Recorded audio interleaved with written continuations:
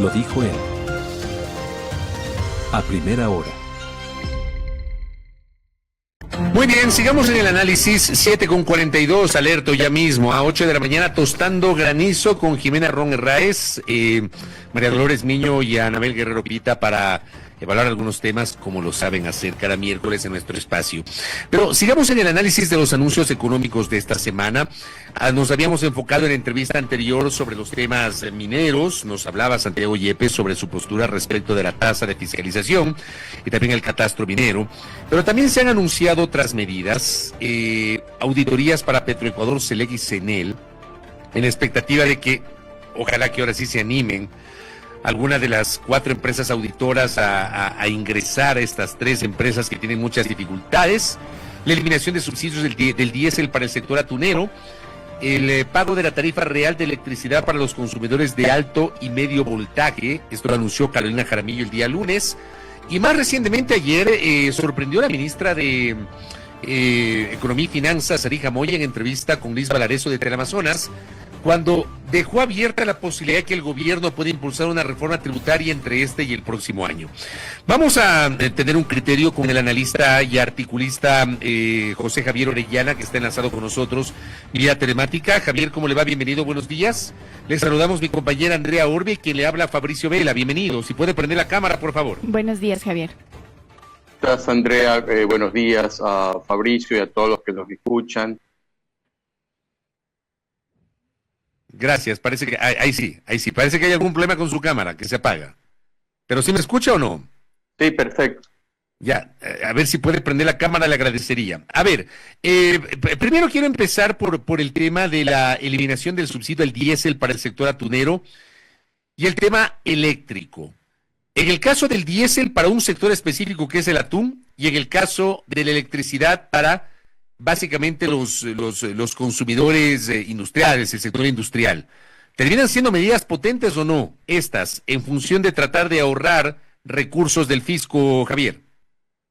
Bueno, el tema del atún es una cantidad menor a 50 millones de dólares, pero es algo de principio, porque es obvio que a medida que pase el tiempo y se focalice el uso del diésel, probablemente haya una reducción de subsidios mayor.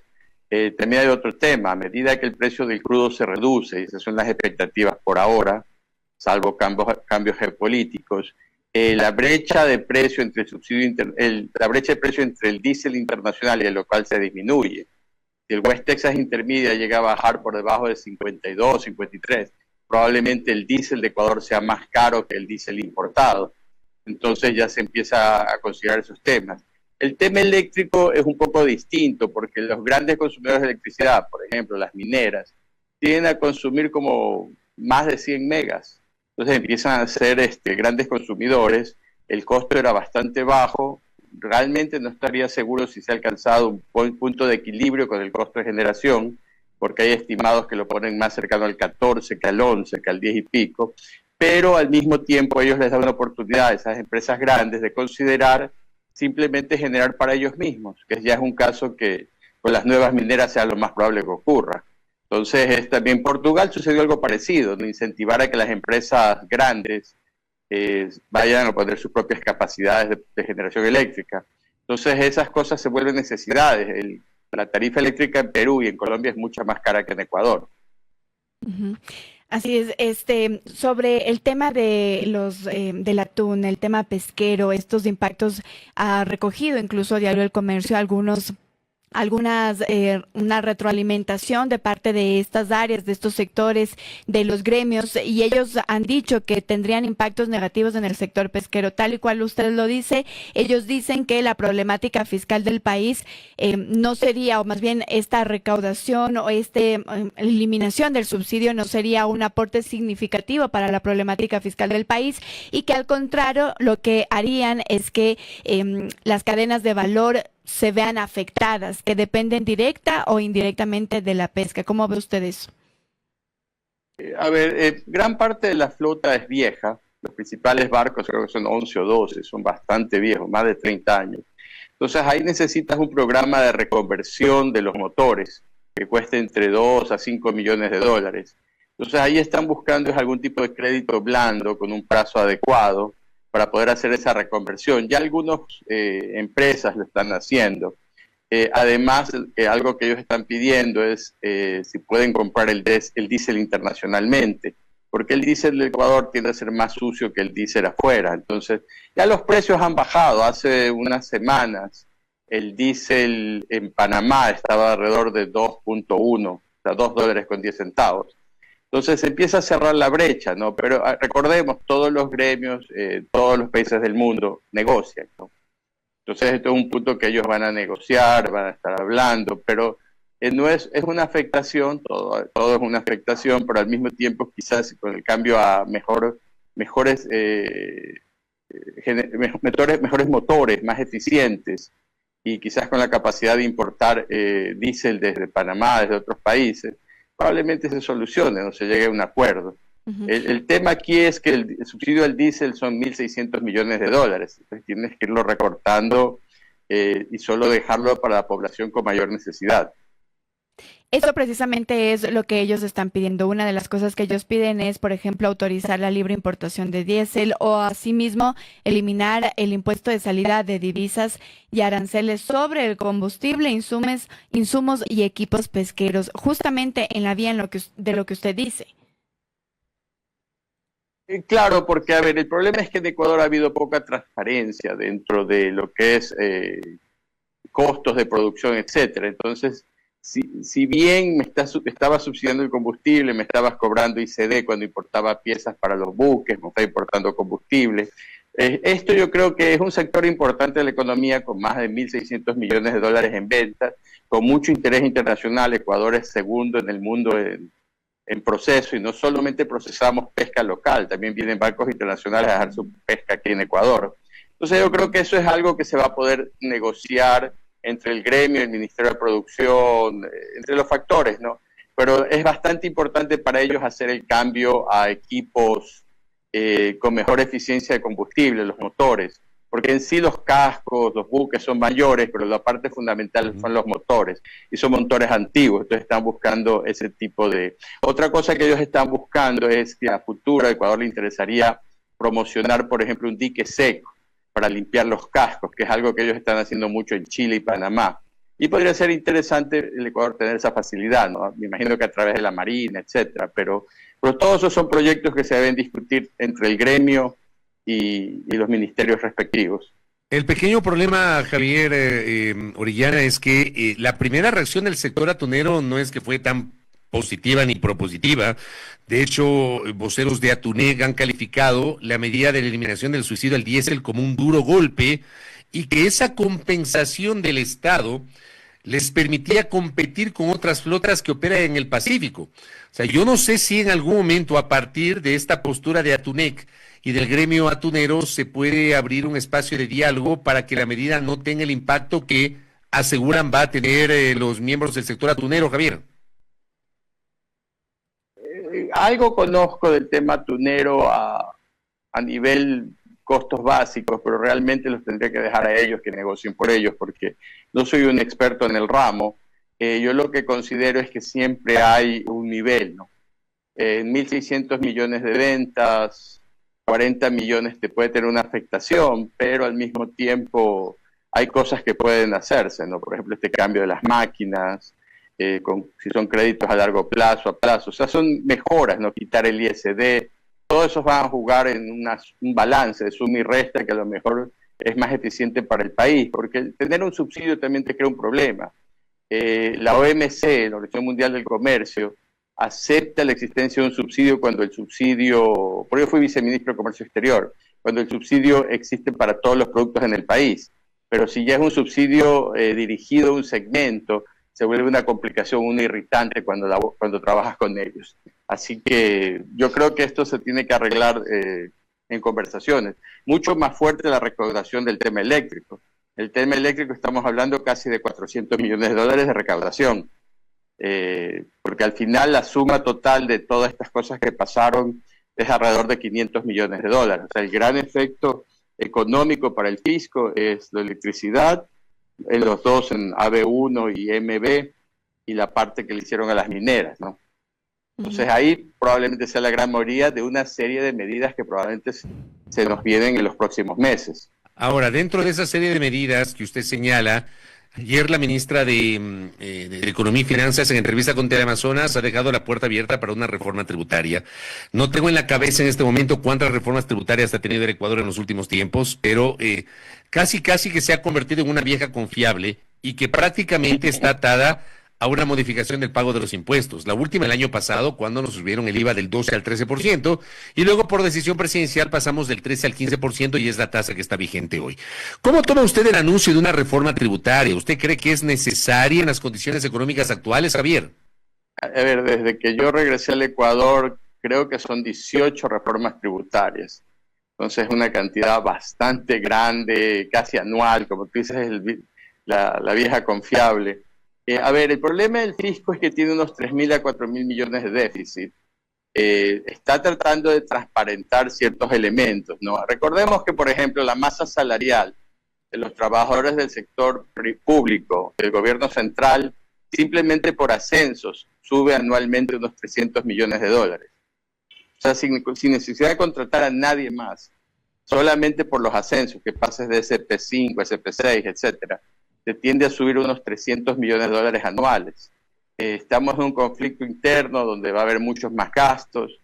Entonces es un problema de conseguir fondos.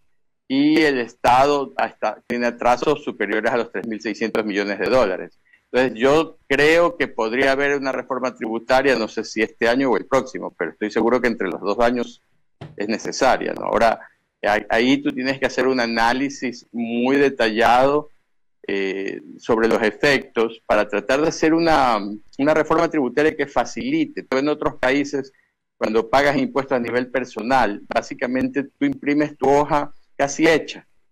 Ya casi te han escrito lo que tienes que poner, porque hay muy buenas bases de datos, etcétera. Aquí en Ecuador, entre las exenciones tributarias, que son enormes, unos 7.000 millones de exenciones tributarias que hay, claro, muchos a la comida, a las farmacias, a los farmacéuticos, etcétera, pero tiene que haber un rango. Y luego cosas raras, ¿no? Tú ves cuando le publican a ciertas personas cuánto ha pagado en el SRI y te dices, bueno, a esta persona le conozco 2 coches de alta gama, 3 casas, y ¿cómo puede ser que pague tan poco de impuesto a la renta, ¿no? Todo eso tiene que irse cambiando. Uh-huh. Y sobre el otro anuncio también, sobre la auditoría en la que podrían ingresar Petroecuador, Selec y Cenel, ¿cómo mira usted este anuncio teniendo en cuenta que evidentemente estas auditorías le van a costar al Ecuador un monto considerable para hacer las auditorías, teniendo, digamos, instancias o instituciones aquí mismo en el Ecuador que no han funcionado como tal para hacer las auditorías? Por ejemplo, la Contraloría. ¿Cree usted entonces necesario poder invertir en estas auditorías a Petroecuador, Selec y Cenel? Lo que pasa es que son 2 cosas muy distintas, lo que hace la Contraloría y lo que hace una empresa auditora internacional. A ver, hagamos un poco de historia. En la época del presidente Borja, y es un compañero amigo de Fabricio y nosotros, el gerente de la época de CP Raya Petroecuador, él nos dijo ayer que contrataban al Coopers & Lybrand, que es parte ahora del grupo PricewaterhouseCoopers, y a Arthur Andersen, que fue la firma que dejó de existir por el escándalo de Enron en los 90, ¿no? En algún momento el gobierno de Borja se las contrató para auditar a CP Raya Petroecuador. Entonces ese es un proceso. Ayer mismo estaba revisando los auditados de la empresa de petróleo chilena, que es básicamente una empresa 100% pública, no tiene ningún tipo de apertura accionariado, pero ellos tienen a Pricewaterhouse, y disculpa si repito estos nombres porque son 4 las grandes del mundo, ¿no? Como sus auditores, y la tenían la fecha de la auditoría del 2024. Aquí la parte interesante del problema, nos comentaba un exministro de Finanzas y Economía, que ya había habido una auditoría del 19 al 21, pero que Petroecuador no la había querido firmar, o sea, no la ha firmado hasta la fecha, en la que hay 30 observaciones. Yo no he leído, capaz que ustedes sí, cuáles son esas observaciones. Yo trabajo en finanzas, asesoro empresas, yo he lidiado aquí en Ecuador con empresas que tienen observaciones en sus estados auditados, y usualmente son temas como no tenemos una clara película de los costos de producción, o sea, no son temas triviales, ¿no? Y normalmente si tú encuentras 2 o 3 observaciones de los auditores es complicado. Si encuentras 30 es muy, muy complicado. Amén de que entiendo que estas 4 internacionales, que son Price, Ernst & Young, KPMG, y Price, KPMG, se me escapa la otra, Deloitte, ya se negaron unos años atrás a hacerla, que es algo, yo fui asesor con McKinsey & Company por algún tiempo fuera del Ecuador, en distintos continentes, trabajado con bancas, que se te nieguen 4 de las auditoras principales del planeta a auditar una empresa, cuando estás dispuesto a pagarle, no es una buena señal. Es una señal de que hay un serio problema administrativo y operativo, que puede ser muy grave. O sea, recordemos que Petroecuador es más que la suma de las 5 empresas más grandes del país.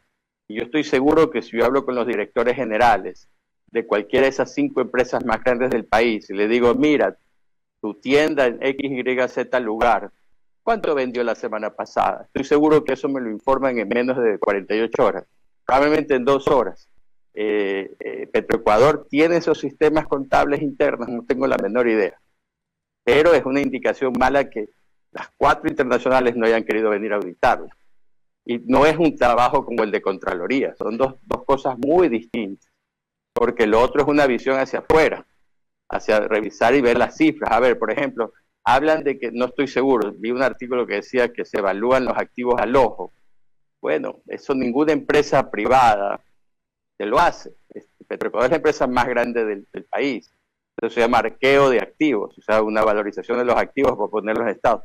No lo sé, o sea, a lo mejor 2 temas que saltan ahí. Uno es que es un proceso largo, va a tomar, asumo, en el mejor de los casos, 18 meses, porque eso no es rápido. El ex ministro de Finanzas que nos habló del tema dijo que esta empresa que hizo la auditoría la contrataron el 22, recién presentó los auditados el 24, del 19, 20, 21, y Petroecuador no se lo quiso firmar. Entonces, cualquier proceso de auditoría del 22, 23, 24, si sigue la misma lógica, nos la van a entregar recién el 27. Entonces, es un tema muy complicado, necesario. La Contraloría hace otro tipo de trabajo. La Contraloría es más bien como un centro de investigación de asuntos internos de una empresa, que el que te hace los auditados. O sea, por eso tú ves las empresas públicas de Chile haciendo auditados, para tener capacidad de ir a los bancos a pedir préstamos, a emitir bonos, etcétera. Pero es muy, muy complicado. O sea, pero no es algo que... Sí. Pero mi pregunta, Javier, para ir cerrando, es si es que ahora sí, ¿usted cree que 3 o 4 de las grandes auditoras internacionales se animen a intervenir en estas empresas ecuatorianas, tomando en cuenta que en el pasado no hubo interés de auditar los balances de Petroecuador, Javier? A ver, entiendo que dijeron que no por segunda ocasión, pero que amerita ahí una conversación con ellas, o sea, con los socios de estas firmas internacionales, a decirle qué sugieren ellos. Es lo que haría yo. O sea, sugerirles, a ver, díganme qué necesito hacer. Si tu objetivo es tratar de emitir bonos, ¿no?, que es lo que el presidente indicó. A ver, es muy complicado. A ver, la empresa mexicana de petróleo perdió $30,000 millones el año pasado. Ecopetrol ganó casi 4,000. La empresa, el Fondo Soberano de Noruega, vendió todos los bonos que tenía por Pemex, porque ellos tienen un comité de ética que revisó los últimos 20 años de Pemex y le indicó a la gente que invierte ese fondo, que es el fondo más grande del mundo, el Fondo Soberano de Noruega, que Pemex tenía problemas de corrupción. En el caso de Petroecuador, es cuestión de buscar en Google y te van a salir todos los juicios que hay en Nueva York, que incluyen personal de Petroecuador y a Petroecuador. Entonces, no es fácil, es un trabajo cuesta arriba, pero se necesita hacer porque, como te digo, las empresas públicas en Chile auditan y tienen Contraloría en Chile también. Correcto, Javier. Gracias por el tiempo y por la gentileza de habernos acompañado. A ustedes, muchas gracias por la invitación, al público que nos escucha, que tengan un gran día. Andrea, todo el personal que se encuentra ahí, un placer conocerlo. Hasta luego. Gracias a Javier Orellana. Gracias a Javier Orellana, conversábamos con él, analista económico, sobre los anuncios económicos del gobierno, si son o no potentes. Primera plana. Todas las noticias, Todas las voces.